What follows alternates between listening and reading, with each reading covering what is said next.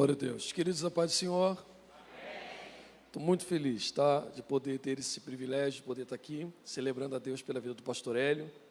Está, mais uma vez, aniversariando. Estou feliz e triste. Feliz pelo fato de ele estar aniversariando e triste porque ele mentiu. Se setembro é dos mais bonitos, novembro é... Os hipers, gato, não tem como. É um privilégio, de verdade. Eu sou aquele amigo, com perdão da palavra, aquele amigo vagabundo, sabe? Que tem uma vida muito apertada, corrida, e ao mesmo tempo sinto muita saudade e vontade de estar perto dos meus amigos. Minha esposa está aqui hoje comigo me acompanhando. Hoje eu sou pastor integral, filho, faculdade, pregação, viagem, a vida não para. E durante muito tempo eu fiquei fora do Rio, não podendo ter essa relação mais próxima com os meus amigos. Hoje, já como pastor integral, eu estou tendo essa liberdade de poder estar alguns finais de semana no Rio, e podendo escolher de alguma maneira quando viajar. E quando eu recebo um convite de um amigo para poder estar, nem que seja para participar, para mim já é uma riqueza muito grande. E pregar numa data festiva, de celebração pela vida, num tempo, num período que a gente vive, que a vida tem sido tão banalizada, tanto na forma de ser vivida, como também na questão de saúde, para ter vida, e vida com abundância. Você tem um amigo, ver com que ele está sendo preservado por Deus, sua família, sua casa, seu ministério, sua vida, sua história, e que para mais um ano isso possa ser estendido, é de fato sim um motivo de celebração. E eu estou muito feliz, mano, tá? De estar aqui. Deus abençoe a sua vida. Pastora Patrícia, Deus abençoe. E hoje está acompanhando a minha esposa, a irmã Cristiane, está aqui do lado. Você vê que ela escolheu muito bem para se casar. Orou muito, tadinha, mas está aí, deu certo. Sou a resposta da oração dela e estou aqui, tá? Temos um filho, Bernardo, ele está na igreja lá com a minha sogra e não pôde vir. Um dia eu trago o Bernardo para vocês conhecerem. Quantos querem ouvir a palavra de Deus, diga amém. Amém. Abra sua Bíblia comigo lá no Evangelho segundo escreve João.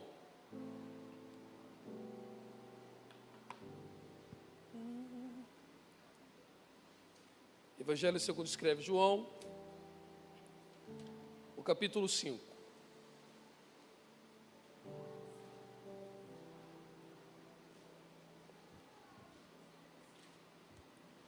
Evangelho segundo escreve João 5. Se você achou, diga amém. Algum tempo depois, Jesus subiu para Jerusalém para uma festa dos judeus. Há em Jerusalém, perto da porta das ovelhas, um tanque que em aramaico é chamado Betesda, tendo 5 entradas. Ali costumava ficar grande número de pessoas doentes, inválidas, cegos, mancos, paralíticos. Eles esperavam o movimento nas águas. De vez em quando descia um anjo do Senhor e agitava as águas. O primeiro que entrasse no tanque, depois de agitadas as águas, era curado de qualquer doença que tivesse. Um dos que estavam ali era paralítico, fazia 38 anos. Quando o viu deitado, soube que ele vivia naquele estado durante tanto tempo. Jesus lhe perguntou: você quer ser curado? Disse o paralítico: Senhor, não tenho ninguém que me ajude a entrar no tanque quando a água é agitada. Enquanto eu estou tentando entrar, outro entra antes de mim. Então Jesus lhe disse: levanta-se, pegue a sua maca e ande.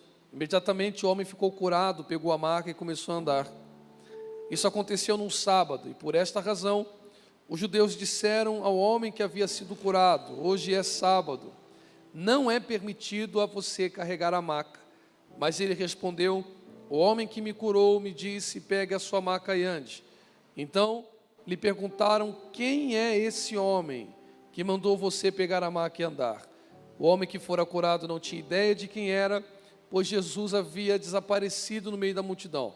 Mais tarde, Jesus o encontrou no templo e disse-lhe: olhe, você está curado, não volte a pecar, para que algo pior não aconteça a você. Se você puder e quiser, diga amém. Amados, o que é comportamento? Segundo a psicologia, comportamento é todo e qualquer tipo de ação, verbal ou motora, consciente ou inconsciente.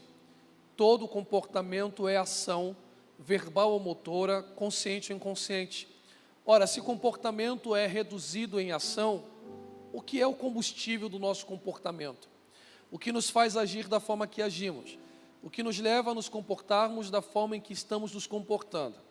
A resposta é um pouco antiga, ela é bem ampla, mas eu vou tentar simplificar aqui citando duas escolas importantíssimas, de um período que nós chamamos de renascentismo, e essas duas escolas são o racionalismo e o empirismo. O que essas escolas trazem por ensinamento? No racionalismo, nós temos como considerado pai fundador um filósofo chamado Platão, mas talvez a escola, o filósofo mais famoso seja René Descartes, que é o principal pensador aí principal não, né? Aquele que dá praticamente o pontapé do período moderno. E nós temos também Rousseau, que faz parte, dentre outros pensadores, do pensamento racionalista. O que eles acreditam?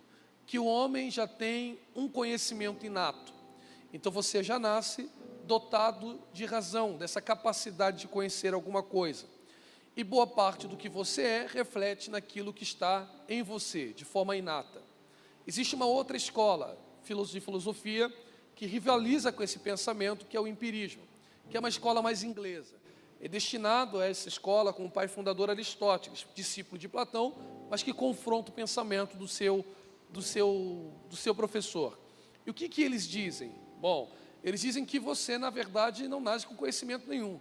Você é uma espécie de lousa branca, como disse um pensador chamado John Locke. E por você ser uma lousa branca, você vai vivendo e as suas experiências é que vão fazendo você ser dotado de conhecimento. Claro que essas escolas têm bases filosóficas, mas são essas duas escolas que abrem precedente para as escolas da psicologia. A primeira nós poderíamos destinar como o inato, a genética. Então, quando os seus pais tiveram um coito e você veio ao mundo, houve uma descarga genética e não há discussão sobre isso, e boa parte do que você reflete ser ou como você se comporta, já é inato a você. Você já nasceu com isto. Já a outra escola diz, não, você é um resultado, um conglomerado, um catado de experiências. A família que você tem, os pais que você teve, a educação que você obteve, as experiências que você adquiriu, foi te moldando e te constituindo como ser social, ente, como essa pessoa que você é hoje. Então você é mais o ambiente que te cerca do que, na verdade, os valores inatos que você carrega. Hoje em dia a gente pode praticamente fazer uma junção disso e não há problema nenhum. De fato, boa parte do que sou é inato, é de oriundo da genética, e boa parte, se não a maior parte, é construída ou me faz ser refém da sociedade que faço parte, da família que tive, da educação que obtive, das experiências que vivi. Então eu sou um certo catado de coisas que faz me tornar aquilo que sou. Então, segundo a psicologia, se comportamento é ação, verbal ou motora, consciente ou inconsciente, ela pode ser influenciada por valores inatos, genética, ou podem ser movidas pela construção do ambiente a qual estou inserido. Numa visão mais macro da coisa, utilizando não só a psicologia, mas a sociologia e a antropologia cultural, de fato você vai se convencendo que um dos fatores fundamentais para você ser o que você é hoje está vinculado na cultura. Já visto que a palavra cultura é oriunda do latim colere, que significa cultivar. Só que a definição de cultura é muito complexa, ela tem um leque muito grande de grandes pensadores importantes da antropologia, que tentam definir o que é cultura e de modo distinto. Basicamente, podemos considerar cultura como um conglomerado complexo de artefatos, bandeiras, falas, costumes, ética, moral e assim sucessivamente. Por exemplo, quando você nasceu no Brasil, já havia uma cultura vigente. E para você ser parte do povo brasileiro e se relacionar com o povo que está à sua volta, no ambiente que te cerca, você precisa cultivar a cultura que você está inserido. Ainda somos considerados, de uma forma geral, como um dos países mais cristãos do planeta, de forma estatística. E se o nosso país é de fato ainda majoritariamente cristão, boa parte da cultura que nós absorvemos desde a da nossa infância até o presente momento, mesmo sendo protestantes ou não, tem de fato não só resquícios, traços mesmo agudos do cristianismo. Isso não é difícil de você observar. Quando terminar o culto, você vai dialogar com alguém, sei lá, pelo telefone, ou conversar com alguém que não é cristão, que exercita a fé como nós exercitamos, e ele vai ter expressões que nós expressamos. Por exemplo, o que você espera do ano que vem? Essa pessoa provavelmente dirá: olha, se Deus me der saúde, se Deus me der vida, se Deus for bom comigo, se Deus me ajudar, e assim sucessivamente. Eles não vivem como nós vivemos, e se você não é um protestante, não se ofenda quando eu digo assim, não vive como nós vivemos. Eu não estou inferiorizando a sua vida, só que a nossa vida é pautada no cânone, e é por isso que essas três matrizes de religião, Islã, cristianismo e o judaísmo, são chamados de povo do livro, e a palavra cânone é régua. Então a nossa vida é medida pela régua dos textos sagrados. Essa é a diferença. Então, para nós, não é que possivelmente Deus existe. Para nós, as coisas só existem porque Deus sustenta a existência dessas coisas. Então, todo o princípio de existência é em Deus.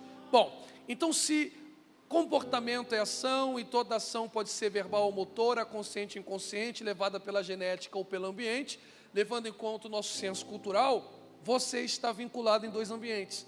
Como dois ambientes? Aqui, na De Recomeço, você aprende um tipo de comportamento, e aí em Itaboraí, você é chocado por um outro tipo de comportamento. Aqui você cultura um tipo de valor, e lá você vai perceber que os valores são completamente opostos do nosso, principalmente no sentido de viver a vida. Lembrando, mais uma vez, sendo bem chato, comportamento é todo tipo de ação, verbal, motora, consciente e inconsciente, que também é influenciada pela cultura. Ora, por que você está dizendo isso que tem a ver com João? Tudo, e você vai entender. Se nós estivéssemos aqui, pastor Hélio, e nós não acreditássemos em Deus, tá? Uma suposição. Estivéssemos numa reunião aqui, numa reunião sobre um livro antigo, numa palestra de vida, sei lá, algo do tipo. Como é que seria a sua vida sem Deus? Ela seria pautada em 3 características. Quantas características, irmãos? Primeira característica, liberdade brutal. Segunda característica, pêndulo de Heidegger. Terceira característica, você seria só a utilidade. Eu vou explicar. O que seria liberdade brutal? Eu só sei que alguém é convertido, não porque carrega a Bíblia. A Bíblia ainda é o livro mais vendido do mundo, então qualquer um pode ter Bíblia. A questão não é carregar a Bíblia, a questão é vivê-la. E o versículo que resume isto é: não vivo mais eu, mas Cristo vive em mim. Aí sim, quando eu deixo de viver para que Cristo viva em mim, eu estou de fato convertido, então a minha liberdade é restrita. Então aqui na De Recomeço, eu não vivo da forma que quero. Eu posso todas as coisas, mas em tudo me é lícito. Então a minha liberdade é restrita. Entre o que eu quero e o que eu efetuo, eu preciso me orientar no cânone. Aqui está a régua de vida. Há pensamentos para o homem que parecem de vida, mas no final é morte. Se vocês ouvirem, guardar e praticar os mandamentos que hoje vos ordeno, vocês viverão. Lâmpada para os meus pés, luz para os meus caminhos é a tua palavra. Lançando sobre ele toda a nossa ansiedade, porque ele tem cuidado de nós. Do que se queixa o homem, não ser dos seus próprios pecados. Então pronto. Então eu não posso me guiar mais. Se eu me guio, eu dou com a cara na parede. Ok? Porque para mim, existe um ser que criou as coisas, e aquele que cria determina a natureza do objeto criado. Então, sem Deus, se eu me desencaixar de Deus, eu não consigo me orientar na vida, porque sou um ser criado, ok? E lá fora, liberdade brutal. Não há ninguém que determine a minha natureza, não há ninguém que me oriente. Então eu sou plenamente livre, eu sou existencialismo puro. E eu vou crescendo, me desenvolvendo, chego na maioridade e acho que posso fazer aquilo que eu quero ser. Aqui, o ser determina a natureza. Lembra uma vez que eu preguei aqui, dei um exemplo do microfone? Deus olhou e disse assim: ó, microfone, capte a voz. O microfone não pode ser retorno, porque ele não nasceu para ser retorno. Se o microfone tentar ser retorno, ele perde a utilidade, ele vai para o lixo. Porque na nossa cabeça, as coisas só podem existir se tem utilidade. Não tem utilidade, não faz sentido existir. Então o microfone só pode existir se ele capta a voz. Então ele está captando. Não serve mais para nada. Então para nós a vida é assim, ó. Deus me fez microfone, eu não posso ser retorno. Se eu tentar ser retorno, eu vou para a lata do lixo. Deva perceber a ideia? Porque é um ser que determina a natureza do objeto criado. E quem criou disse assim, ó: não tente ser púlpito, você nasceu para ser microfone. E lá, liberdade restrita. Eu sou microfone, mas como não há ninguém que antecede a minha existência, eu simplesmente existo, liberdade brutal. Eu sou microfone, mas quero ser retorno. Eu sou retorno, mas quero ser púlpito. Eu sou púlpito, mas quero ser copo. Eu sou copo, mas quero ser mesa. Não importa. A partir dessa liberdade restrita, eu caio no pêndulo de Heidegger. Que pêndulo é esse? É o pêndulo da existência, entre ser e nada. Porque para eu ser alguma coisa, eu preciso projetar a minha existência. É fácil de compreender. Por exemplo, quero ser um advogado. Para eu ser um advogado, eu preciso cursar direito, 10 períodos, 5 anos. Então, eu preciso projetar meu ser. Não dá, na força do pensamento positivo, eu parar em frente a uma universidade e ficar assim, ó, seria advogado, seria advogado, seria advogado, seria advogado. Não dá. E Salomão já alerta, aquele que olha para o vento não semeia. Então, para eu ser, arregaçar as mangas e aí pêndulo de rádio. Eu preciso projetar meu ser. E quando eu projeto meu ser, eu me torno. E aí está um outro porém. Qual é o porém? Eu serei utilidade.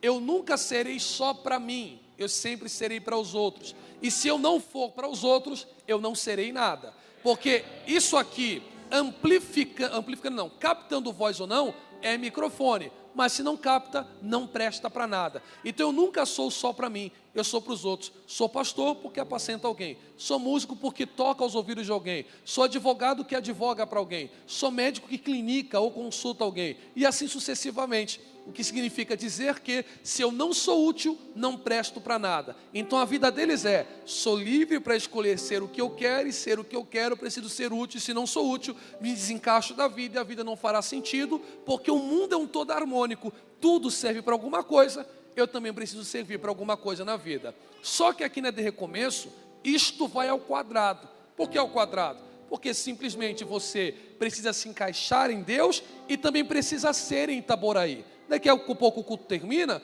você precisa ser advogado, você precisa ser médico, você precisa ser professor, você precisa ser engenheiro, empreiteiro, mestre de obra, você precisa ser alguma coisa, porque você precisa viver, calçar, vestir, comer, andar, sim ou não? Só que lá eles são como querem. E aqui, entre no quarto, fecha a porta, ora o Pai em secreto, e o Pai em secreto vai te dar uma orientação daquilo que você precisa ser. Qual é o risco? Ansiedade.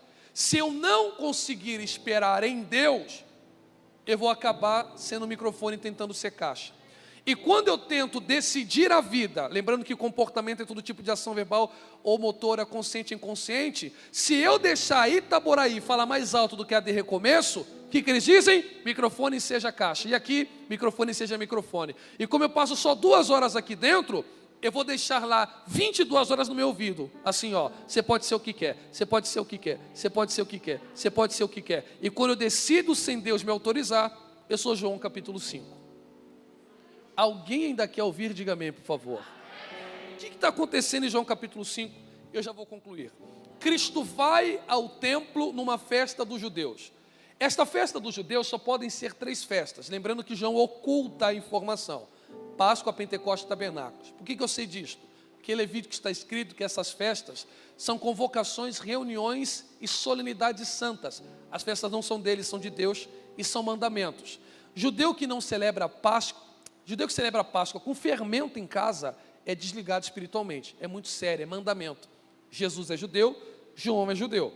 Se eles são judeus, João precisa informar essa festa que tem caráter de mandamento. E o que João faz? Não vou falar. Tá, mas por que você não vai falar? Porque quem está na festa é superior ao tamanho dela. Então o que o João quer que você entenda primeiramente é, todas as vezes que a De Recomeço abrir as portas, não interessa qual é o tipo do culto. Se é culto de irmã, se é culto de jovem, se é festa da igreja, não importa. A porta está aberta. Se o teu coração estiver festivo, Jesus sempre estará no nosso meio e isto é que importa. Se Ele está no nosso meio, Ele está para alguma coisa, porque Deus nunca está à toa. Então nosso culto não é grego, Deus não está com os braços cruzados assistindo Itaboraí o cultuar. Permita-me aqui atribuir características humanas a Deus para a gente entender melhor. Então quando você veio para De Recomeço, Deus também veio. Por favor, tá? Um antropomorfismo, Deus também veio. E nesta vinda de Deus há uma relação. Você propõe relação, Deus aceita essa relação e se relaciona com você. Então se Ele está aqui para fazer alguma coisa, uma delas Ele propriamente diz no Novo Testamento: eu não vim para os sãos, para os que estão curados, eu vim para quem está doente, eu vim para quem está perdido. Então desde as 10, Jesus está andando aqui no templo, procurando quem está doente, ferido, machucado ou perdido. Ele olha alguém e Ele se compadece, porque Ele sabe o estado da vida deste alguém. Aí você pergunta para João: quem é esse alguém? João diz: eu também não vou falar. Nem o nome, nem o nome. Filho de quem? Não interessa. Tá, E o que ele está fazendo lá? O importante é que você saiba, ele estava com a vida travada. Aonde? No templo. Quanto tempo? 38 anos no templo. E a vida não anda. Por que a vida não anda? Porque ele ficou doente. Paralítico? Não, porque o grego diz enfermo. A gente não sabe que enfermidade era. Nem enfermidade se revela? Não, mas eu revelo o princípio da doença. Qual é o princípio da doença? Versículo 14. Cristo olha para ele e diz assim, vai e não peques mais. Porque se você pecar, a tua vida vai travar. O que é pecar? É se desencaixar da vontade de Deus. Lembra do comportamento? Se comportamento é todo tipo de ação, verbal, motora, consciente, inconsciente, pela genética ou pelo ambiente, se eu deixar o ambiente falar mais alto, eu vou me desencaixar em Deus achando que eu posso me guiar. E quando eu me desencaixo, um desencaixe da orientação de Deus, a minha vida pode travar. E às vezes um erro pode levar a uma trava de 40 anos. Se Jesus não intervém, a vida daquele camarada não anda nunca mais. Então Cristo olha para ele e diz assim, vá e não se desencaixe mais. Porque se você voltar a ser um microfone, tentando ser retorno, tua vida não vai andar. Se você tentar ser retorno, mas viver como um púlpito, tua vida não vai andar. Volte à vontade de Deus e a sua vida voltará ao encaixe perfeito. Aí ele diz assim, para o rapaz, você quer ser curado? Ele disse, não só quero, eu estou aqui na De Recomeço para isso, eu estou sabendo que na De Recomeço tem um tipo de movimento, que quem entra travado sai destravado, eu estou aqui para isso, e estou vendo o movimento, e ouço pessoas que entraram no movimento. Meu problema não é falta de movimento, meu problema é que quando eu entro, outro entra antes de mim. Olha o que ele está dizendo, o meu problema não é falta de oportunidade, meu problema é que o erro do meu passado é o fantasma do meu presente, que me impede de decolar no futuro. Que sentido? Quem erra menos padece menos. Meu erro foi tão grave que quando a porta se abre, eu tento entrar, mas alguém com um currículo melhor toma a minha frente, porque eu decidi mal e me desencaixei e me tornei nada. A mesma coisa acontece nesse sentido. Só vou dar um exemplo para que você entenda. Lembra quando a tua mãe te disse assim, moça? Minha filha, não casa com fulano. Fulano não respeita nem a mãe, vai te respeitar como? Fulano nem oferta vai te dar Cama Stephens? Não vai dar. Eu conheço a marca porque eu sou casado. Não adianta. Estuda. Não, eu sei como é que é tentador, né, irmão? Em vez de estudar, mata a aula para soltar pipa. Porque é torturador sentar numa cadeira e ouvir o professor falar 4 horas, algo que você tem que assimilar. Você não tem que criar tese, é só assimilar. Mas eu sou ignorante. Conversa. Você entende de futebol, não vai entender de matemática? A questão era interesse. Como você não se interessou no passado, a oportunidade está aparecendo no futuro, mas quando você tenta entrar, alguém que agarrou, entra e você, que era microfone, tentando ser caixa, não se encaixa mais. Mas como ele é misericordioso, ele olha para o camarada e diz assim, eu não quero mais saber do teu histórico, porque do teu histórico eu já conheço. Eu quero saber daqui para frente. Você quer 2 asas para voar em Itaboraí? Você quer ver eu pegar a tua vida e fazer você explodir? Você quer ver eu colocar a tua vida em movimento mais uma vez? Ele disse, quero. Aí Cristo diz assim, tome a tua maca e ande. Só que para isso acontecer, João revela 2 informações. Quantas informações? Porta das ovelhas e 5 alpendres. Porta das ovelhas e 5 alpendres. Já até fechei aqui. O que é porta da ovelha? É o lugar onde os animais para o sacrifício passavam. No Antigo Testamento e no Novo Testamento, até o ano 70 depois de Cristo, todo tipo de adoração basicamente era centrado no sacrifício. E o animal mais sacrificado era o cordeiro. O mais comumente que a gente conhece era o cordeiro.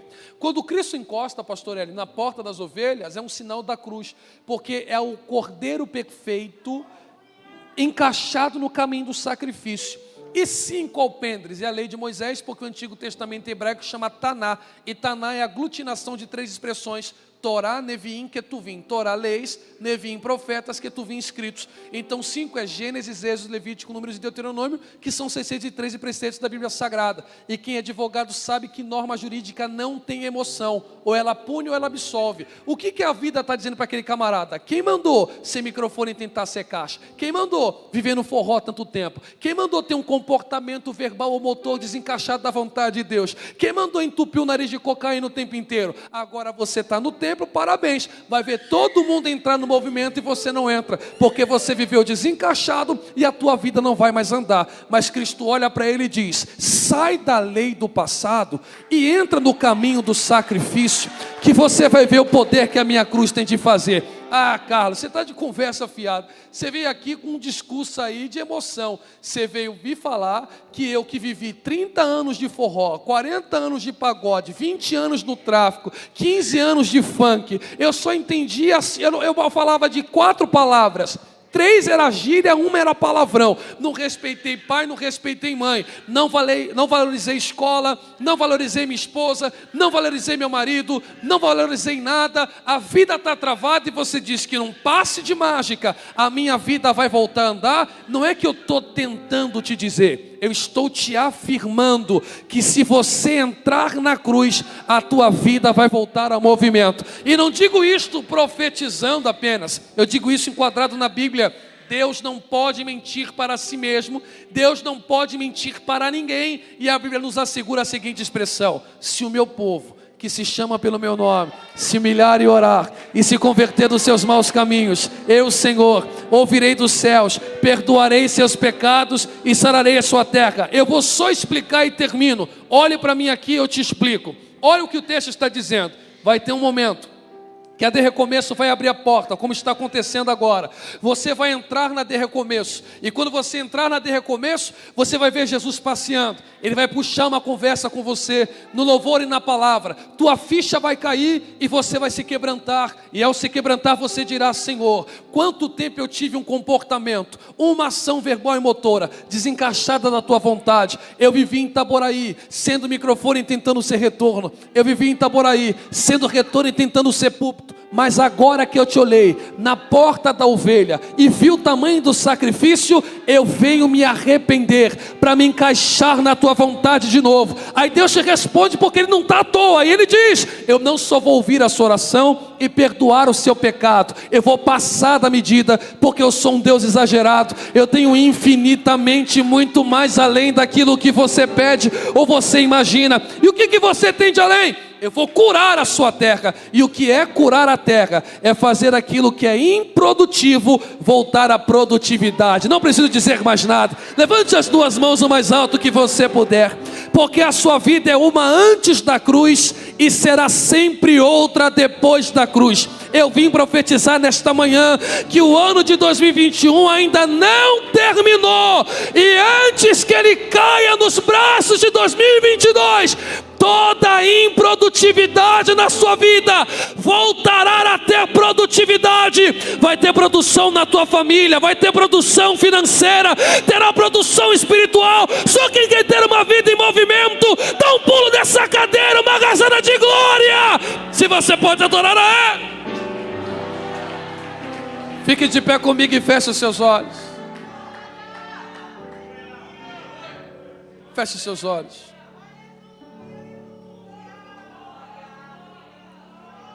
Oh, glória! Eis que as coisas velhas se passaram. Eu estou sentindo uma presença do Espírito de Deus muito. É manhã de recomeço, de fato. O nome desta igreja faz jus ao nome de Jesus. Ele é o varão do renovo. Está aqui lhe dizendo: saia dessa condenação do passado e se encaixa na minha vontade, que eu transformo essa maldição em bênção. Quem está recebendo esta palavra, faz um barulho de glória. Se a sua vida voltará ao movimento.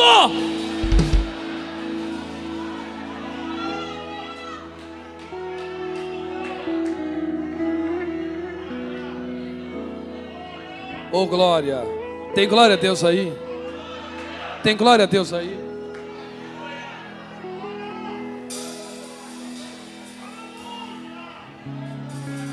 Tudo está preparado aqui, a casa e o meu coração também. Tu és o único motivo que me fez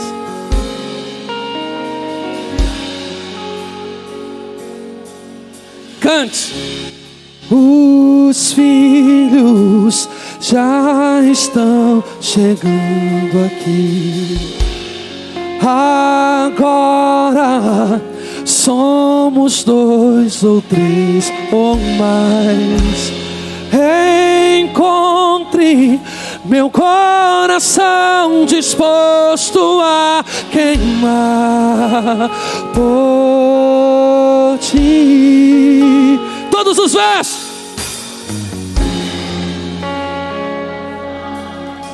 Que eu consegui cantar todas as vezes quebrantado. Só quero te falar que teu é o reino. Com graça, irmão, com unção. Teu é o domínio.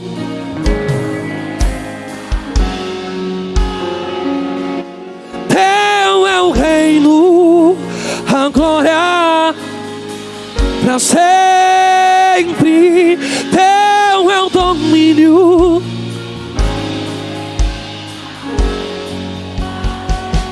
Oh, oh,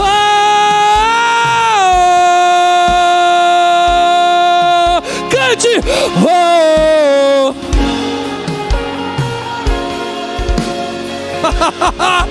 larará, larará, larará. Cante para Itaboraí entender. Não há ninguém que se compare a Ele. Não há ninguém que faça o que Ele faz. Declare, declare. Só Tu és santo. Só Tu és.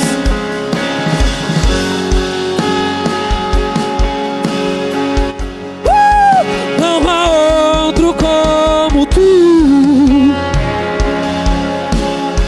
Não há outro como Tu. Não há outro como Jesus. Só Tu és.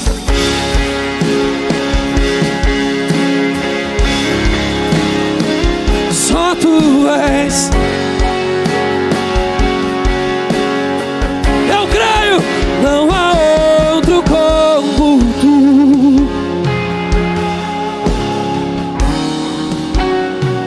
Eu vou concluir.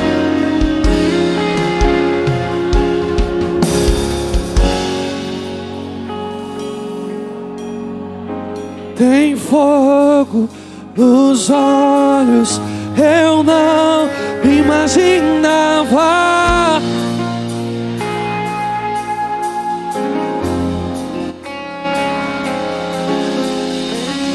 Meu noivo esperado, eu abro a minha casa. Tem fogo, tem fogo, tem fogo, tem fogo. Bora! Tem fogo nos olhos. Isso! Que era lindo assim. Que era lindo assim. Meu noivo.